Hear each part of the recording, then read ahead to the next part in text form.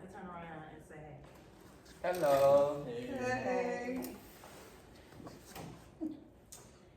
Imagine walking into a high school classroom and realizing that nearly half the students around you, friends, people you laugh with, people you sit beside every day, have felt so hopeless in the last year that they stopped doing the things they love.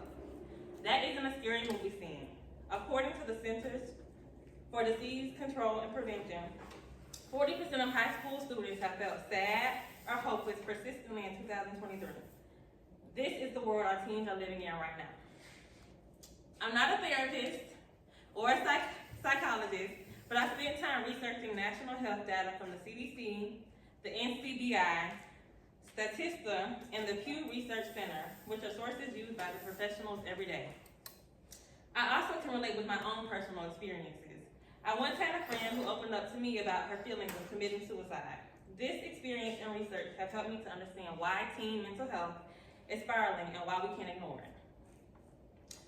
My purpose today is to convince you that teen mental health crisis is one of the most urgent issues facing young people today, and we can take real practical steps to change it. First, I will explain the scope of the problem. Second, I will offer you solutions supported by experts, and finally, I will show you how these solutions can help reverse this crisis. Let's begin by understanding what this crisis is.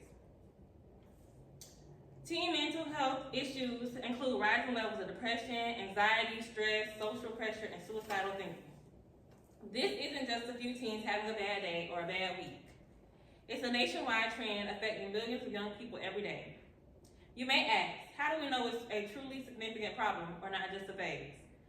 The data gives us the answer. A 2023 Statista study reveals that 18.1% of U.S. teens experienced a major depressive episode in the last year, nearly double the rate from 2006.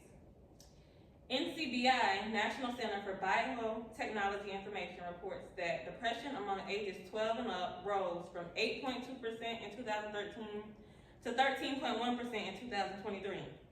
And it gets worse. According to the CDC, 20% of high school students seriously considered suicide.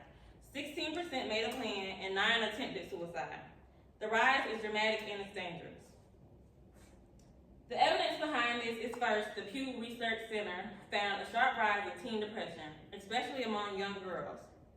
In 2007, 8% of teens reported depression.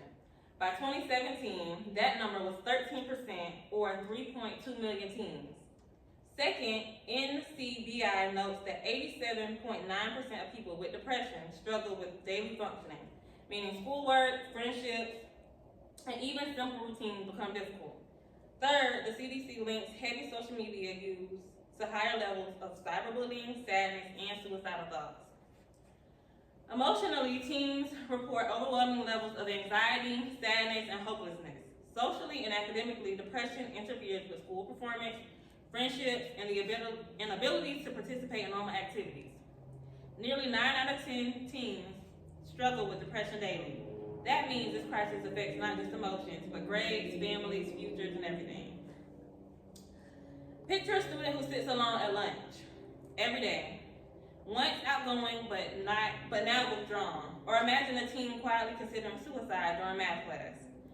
One of the 20% who admitted to considering it last year, according to the CDC. These aren't just faraway tragedies. These teenagers are in our own communities, so what can we do? Experts agree on these solutions that will help. First, we need to increase mental health services in schools.